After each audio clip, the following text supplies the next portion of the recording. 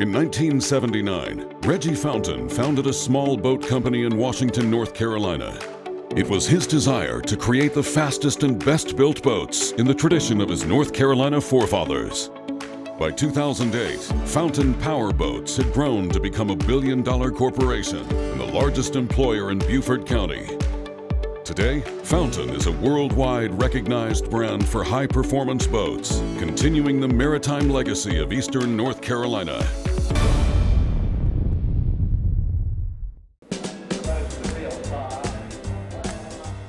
It was a period of growing competition among marine manufacturers, with boat and engine companies spending millions of dollars to develop and refine their products on the racecourse.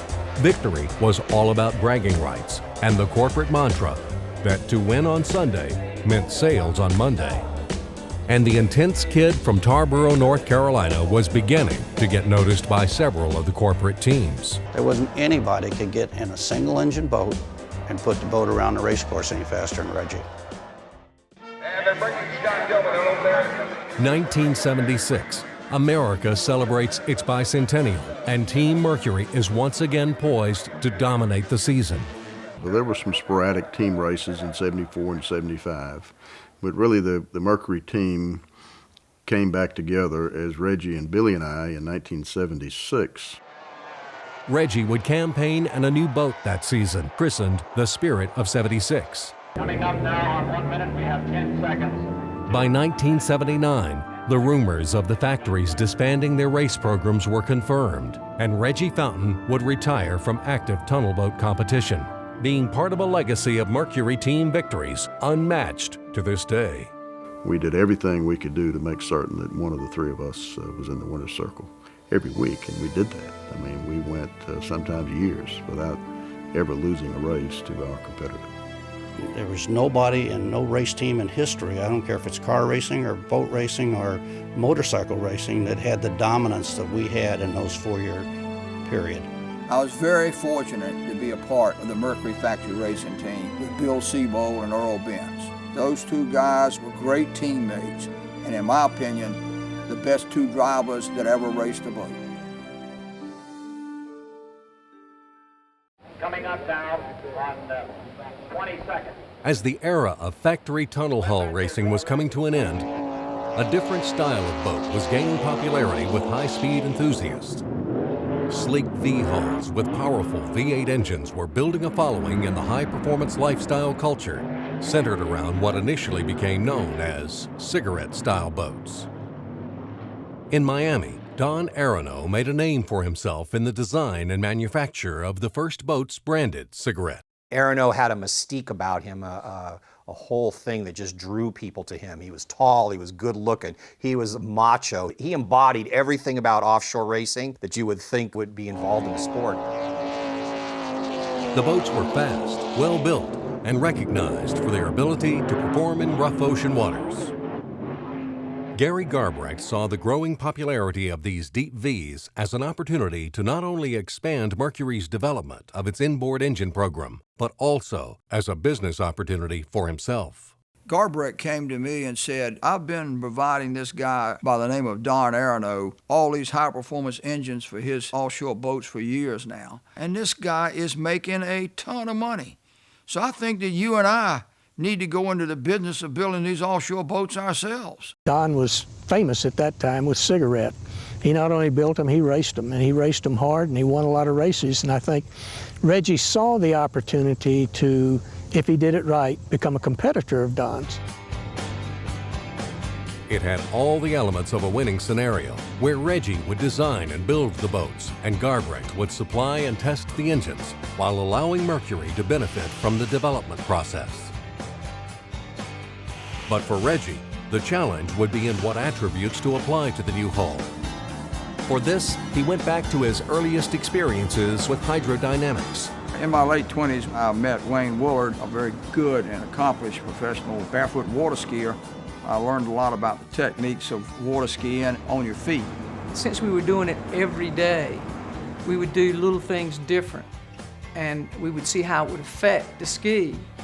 And Reggie, with his knowledge of boats, would relate that to how it would affect the bottom of a boat. Instead of just building a big boat and trying to cram a lot of horsepower in it to make it go faster, he understood so much more than anybody else did at that time about the hull design, about the way that the engines were rigged in the boat.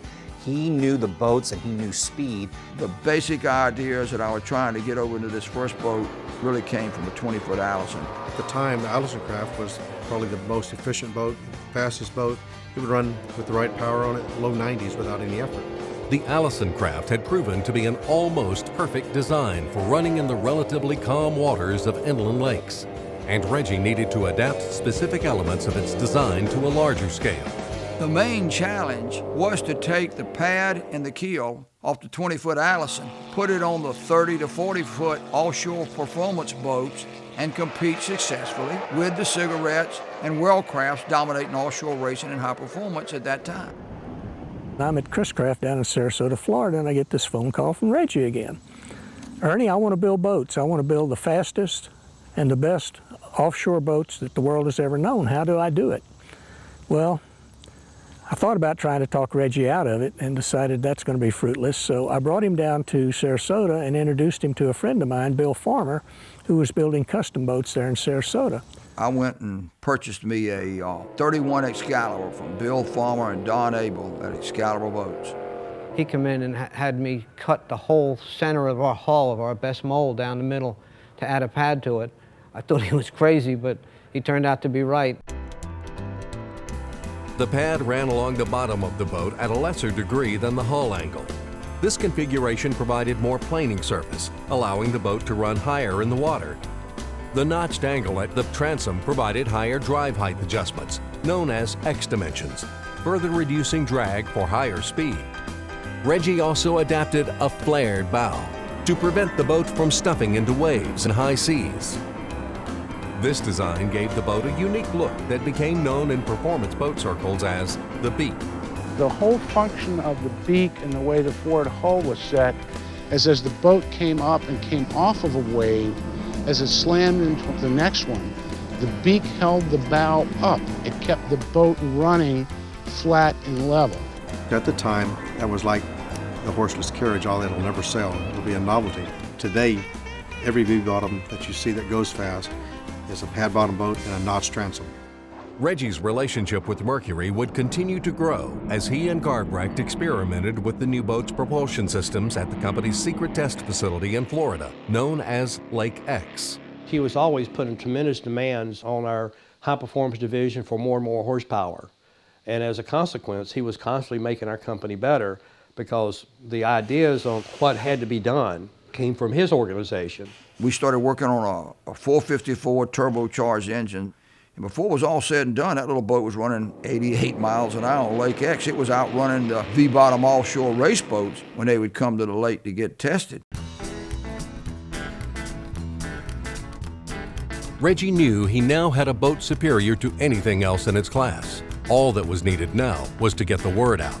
The first fountain boats were really called Excalibur Executioners. We called in Bob Norskog and Powerboat Magazine to come do a test on the boat. Bob and I had the privilege of testing Reggie's very first offshore boat, and he takes that attention to detail from the tunnel boat days, so right out of the bat, Reggie had a tremendous advantage over anything we had ever driven in an offshore V-bottom. Not only was the newly designed Executioner an outstanding success, it received the 1979 Boat of the Year award from Powerboat Magazine. Over the years, he won in a lot of different categories, but if you had to look at the number of offshore powerboats of the year, Reggie, by far and large, probably had won that award more than all the other competitors combined. Reggie would see a substantial increase in sales from the publication of the boat's first test review and knew that the time was right to move his manufacturing operation closer to home. And in 1980, Fountain Powerboats moved from the Excalibur facility in Florida to an abandoned tractor dealership in Washington, North Carolina. Shortly thereafter, Gary Garbrecht would leave Mercury and become Reggie's partner in the new firm, Fountain Garbrecht Powerboats. The first boat to come out of the North Carolina factory was a 33-foot deep V, the Fountain Garbrecht Executioner. Reggie branded the boat as the Perfect 10, a reference to its 10-meter length and a tongue-in-cheek nod to a popular Hollywood movie that season. During production of the Perfect 10, Reggie and Garbrecht also began development of a prototype high-performance catamaran based on the tunnel hull designs that had served them both so well on the Mercury outboard racing team. Only this boat was bigger and more powerful than any tunnel racer ever built.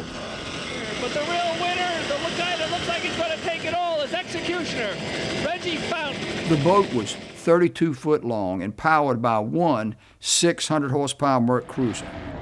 The futuristic boat could reach a top speed in excess of 112 miles per hour. It was the fastest thing out there, but like any tunnel boat, it could be extremely dangerous at high speeds.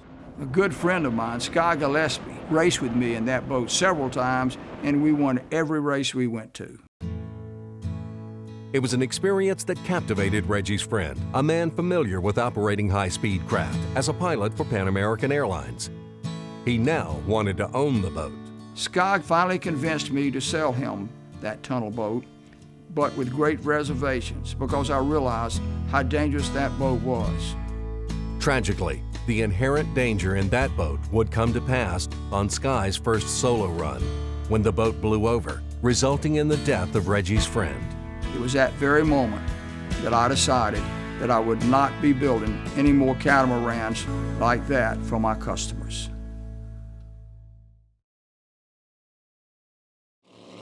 While a Fountain Garbrecht catamaran would never go into production, the original Executioner V-bottom continued to grow in popularity, gaining worldwide acclaim in all the major marine publications of the day, a success that would ultimately lead to Gary Garbrecht's departure from the company. A fellow by the name of Howard Arneson, who was starting the Arneson drives, read all about what we were doing here. Next thing I know, he called up and hired Garbrecht to work for him to help him develop the stern drives, and that left me with Fountain Garbrecht, which later I changed the name to just Fountain after Gary had left.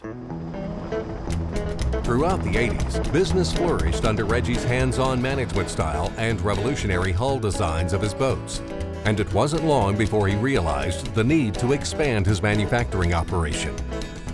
With a small business loan from the North Carolina Department of Agriculture, Reggie purchased 15 acres of land on the banks of the Pamlico River, just down the road from the Fountain shop. Here, he would build the first 10,000 square foot building on the property. Reggie saw the upward growth in sales as being closely related to the superior performance of his boats and his promotional efforts. He was now ready to expand Fountain's marketing campaign to an even larger scale. Racing. Reggie not only was a boat racer, but he was also a businessman and he was a marketer. He was kind of the P.T. Barnum, if you will, of the boat racing scene. One of the first boats we built for racing was named Heartbeat. It was a 33-footer that we built for our leading dealer, Art Lilly. He raced that boat all summer, and by the time the summer was over, the magazines were saying he'd won more races than anybody else in stock class, and they were proclaiming him to be the one. By the early 90s, the positive economic climate in the country was making it possible for more people to step up to luxury performance boats. And following the success of the Executioner, Reggie introduced a new 40-foot model. With an enhanced bottom design and streamlined deck cap, the new design, christened the Fountain Lightning, immediately captured the attention of the industry. Bob Norscog, who had been evaluating our boats for many years, called me one day and said, "Hey Reggie, I want to buy one of your 40-footers for racing as the Powerboat Magazine special."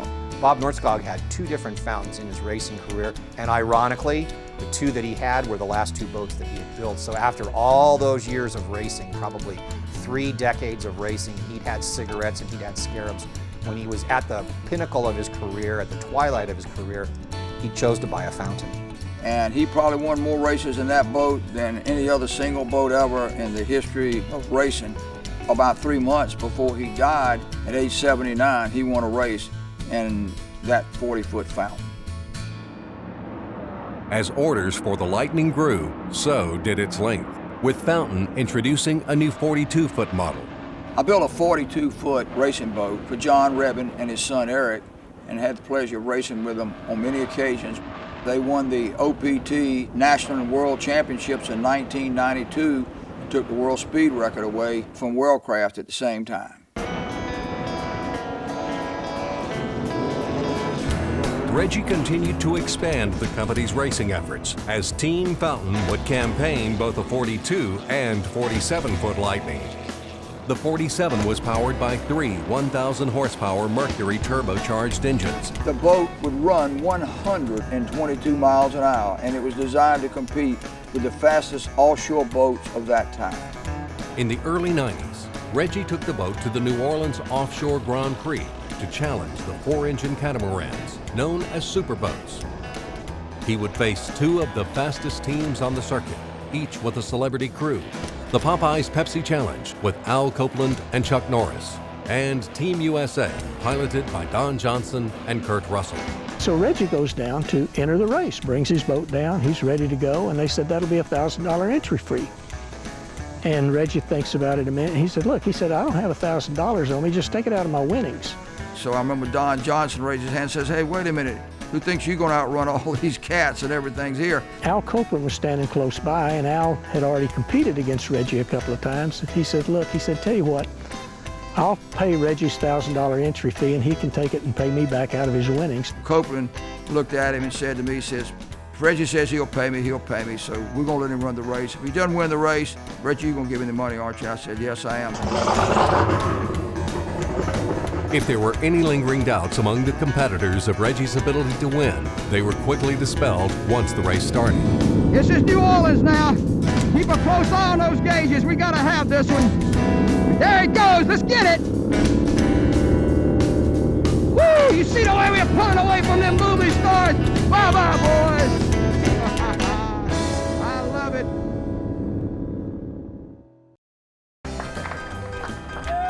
As the Fountain brand became synonymous with high-speed performance, Reggie began to look beyond offshore sport boats for additional markets that would benefit from the Fountain-Mercury relationship.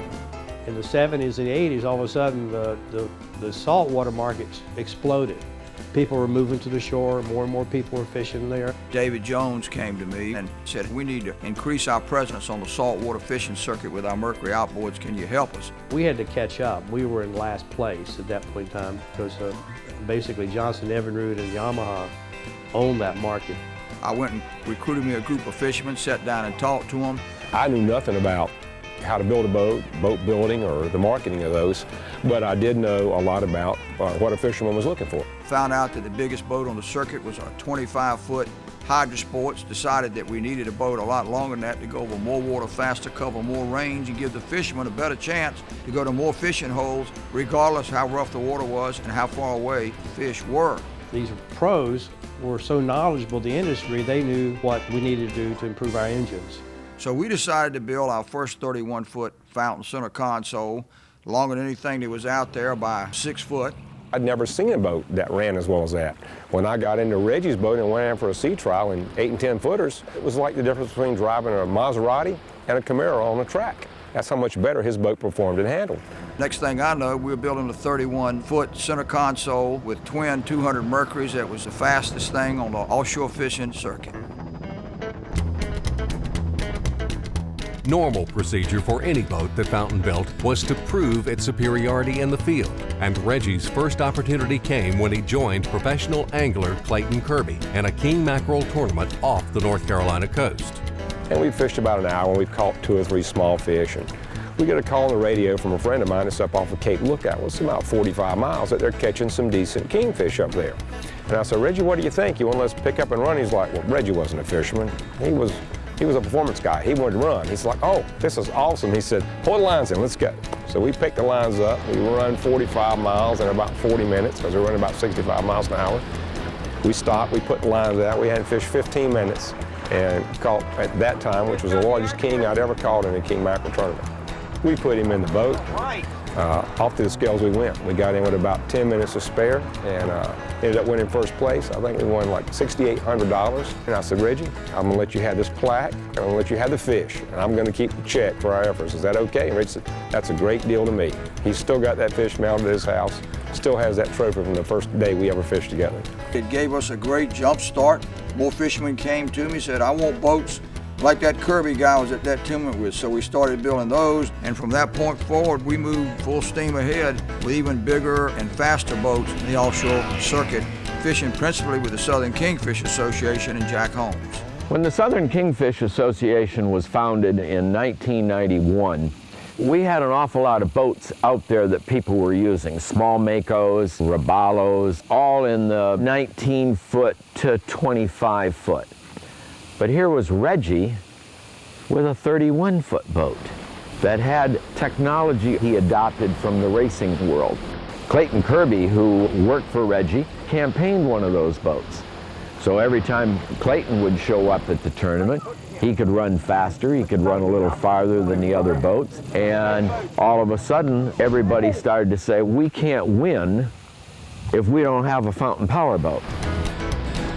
Following the success of the Fountains fishing teams and the SKA, Reggie's acquisition of the American Striper Association expanded the territory for showcasing his boats to cover the entire east coast of the United States. The American Striper Association helped us develop our tournament trail from North Carolina up to Maine, and the Southern Kingfish Association went from North Carolina down around Florida and all the way across the Gulf.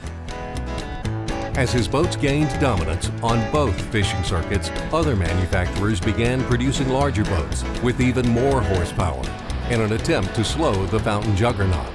There was a bitter war out there for a long time. We went through probably 10 years. My boat's better than your boat. The manufacturers were working with the magazines to let everybody know why their boat was better. Competition between the major fish boat brands was now at a fever pitch, with manufacturers all making claims on the top speed of their boats. Always ready to take up a challenge, or, in this case, to create one, Reggie brought his newest boat, a 38-foot fountain, to the SKA season opener in Key West, Florida. Not just to fish the tournament, but to prove Fountain's superiority in top speed and handling. The fountain power boat was way out in front of everybody. They slowed down, they made a circle, a complete circle around the guy that was running in second place, and then sped off from him. Well, Reggie turned around and had a helicopter there to shoot all of this, showing just how fast it was. And that, I think, without question, proved to everybody again, as we're always trying to do, that we had the best performing boat on the water at that time. Now, literally running circles around the competition, the Fountain center console had for several years been the boat of choice for some of the world's most famous fishermen. In 1998, I believe it was, I'm sitting in my office one day and my secretary comes in out of breath and says, Reggie, said, President Bush is on the telephone. He wants to speak with you about a boat. And I said, oh yeah, sure. She says, no, I think it's really him. It sounds pretty official. So I said, put him through. Mr. President, how are you? Good to see you, sir. You're looking good. It would be the beginning of a close relationship between Reggie and the Bush family, as George Bush Sr. would own and fish 3 Fountain Center consoles over the next 15 years. I called Mr. Fountain Boys the other day. I said, I'm so excited about getting this boat. He said, well, I had it up to 73 yesterday or something like that. 73, Christ. Up here in Maine, I'll tell you. And he would provide his friend public testimony on the performance of his personal fountain powerboat. I deeply appreciate the fact that my fountain can outrun anything on the Kennebunkport seacoast. Believe me, we move. As the popularity of both fountain sport and fishing boats continued to grow, Reggie introduced several new innovations to the basic V-hull design, changes that would radically increase the performance of the boats and set a standard that other manufacturers would attempt to duplicate. What we did there was to come out with more lines of boats, but we also came out with the positive lift hull. That was just another name for steps on the boat. The concept of steps had been around for years, but rarely used. In the proper configuration, a stepped hull allows the stern of the boat to ride higher in the water, providing aeration to the bottom of the boat, lessening drag and increasing the top speed. Professionally, I raced an older 10-meter fountain with Jeff Haylett, and we were racing step-bottom fountains at the time. We weren't winning because it was a much older design. So the following year, Jeff Haylett stepped the bottom with the help of Reggie's engineers, and we gained almost 10 miles an hour. We started winning races. Reggie continued to experiment with the various design characteristics of his boats, all in the quest to be the fastest boat on the racecourse. I'll never forget back in the mid-90s at the Tampa St. Pete World Championships when Reggie showed up with the first canopy race boat. And all of us racers looked at that boat and were kind of in awe or shock. What that boat did totally raised the bar for our sport, meaning that we were so outclassed that horsepower couldn't even make up for the difference in speed with that canopy race boat. This dynamic increase in speed and the improved safety factor in the design propelled other teams to make similar adaptations to their boats, an evolution that ultimately created an entirely new class of race boat and an even stronger market presence for Fountain. By the mid-90s, the Fountain factory had maximized its manufacturing infrastructure, and in the next phase of Reggie's plan, expanded operations with an additional 50,000 square feet of space in what would eventually become a 250,000 square foot manufacturing and testing facility. Fountain would also expand its management team when the former director of product planning for Brunswick Corporation joined the firm. When Reggie found out that I'd retired, he gave me a call. So I joined Reggie as his executive vice president and chief operating officer. Reggie had big plans for the growth of his company and the welfare of his workers, and brought in the former chief resident at Duke University Hospital as the company's on-site doctor. I think Reggie really had a genuine interest in the health of his employees, and I think that Reggie saw this as an opportunity for us to collaborate and keep him healthy, keep him building his boats. So as you look at the development of Fountain, and Reggie starts out with the performance pleasure V-bottoms, and then he moves into the fishing arena, the natural next step in the progression was to attack the express cruiser market. It was a segment of the marketplace that we were missing out on, where we could generate large revenues and where we were capable of building with the size factory that we had. So I came up with a 48-foot sports cruiser, and I knew that I could make one that would go faster than anybody else had out there. The new Fountain Express Cruiser was a revolutionary concept in big boat design. While the 48 offered all the luxury amenities of a traditional cabin cruiser, its unique hull design provided less hydrodynamic drag, making it the fastest cabin cruiser on the market with a fuel efficiency rating higher than any other. And to prove it, Reggie once again set a challenge for his new boat: to establish an open water speed record. The gentleman who had purchased the boat wanted the boat in Cancun, Mexico. In the discussions it came out, well, why don't we just take the boat across? So I thought, what better way to show to the rest of the world how superior our Express Cruiser was to anything else they'd ever seen before. The boat was launched in Key West and would be docked in Cancun 8.5 hours later. This set a world record of covering 405 miles of open water at an average speed of over 46 miles per hour. As the Express Cruiser was making international headlines, Reggie's sport boats were dominating the offshore racing circuits. It worked out well that we had all of our customers helping us. They came in and bought the boats. We didn't show them how to run the boats. We'd sort of act as a pit crew advisor to help them go faster.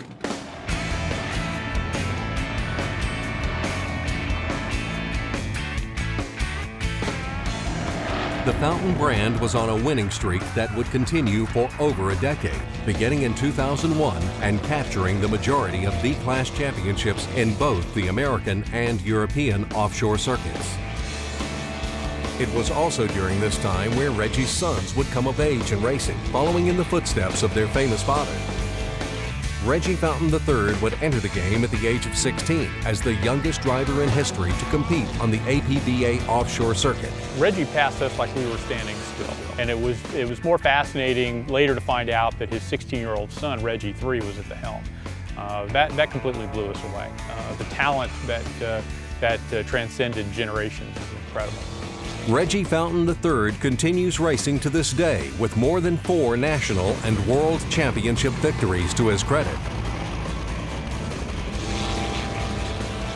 Wyatt Fountain would begin his racing career a little later in life, but quickly proved his Fountain lineage in his first season with Fountain team driver Jeff Harris. But we're basically 2 rookies going to the first turn in Daytona, I think we got second in that race. We miscounted laps, but we never lost a race the whole year. We did everything.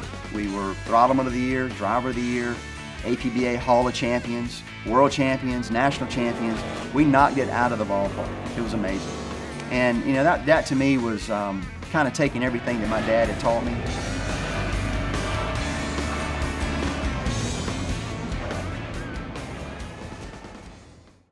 As Fountain powerboats became universally recognized for the quality and speed of their V-bottom hull design, other manufacturers began to challenge the company's supremacy with designs of their own. Join us next Sunday for the conclusion of King of Offshore, the Reggie Fountain story.